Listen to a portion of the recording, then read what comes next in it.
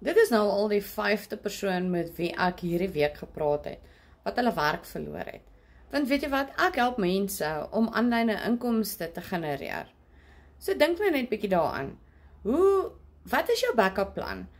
As jy jou werk moet verloor, wat jou enigste inkomste is, wat maak jy dan? Wel, die aanlyn bemarking is besig om uit sy naad uit te spring. So dit is nou die regte tyd om te begin, om 'n inkomste aanlyn te genereer. Party dae maak ek $100, ander dae maak ek $300. Maar weet jy wat? Dit is 'n tweede inkomste wat ek vir myself genereer, wat 'n backup plan is. So dink net 'n bietjie daaraan. Wat is jou backup plan? Vir as jou een inkomste stroom wat jou salaris is, nie meer daar is nie. Ek wil graag jou help en jou wys hoe maklik dit is om aanlyn inkomste te genereer. So weet jy wat? Los vir my in die comments info. Ek stuur vir jou my selfoonnommer en dan gesels ons verder op WhatsApp, want dit is net baie makliker.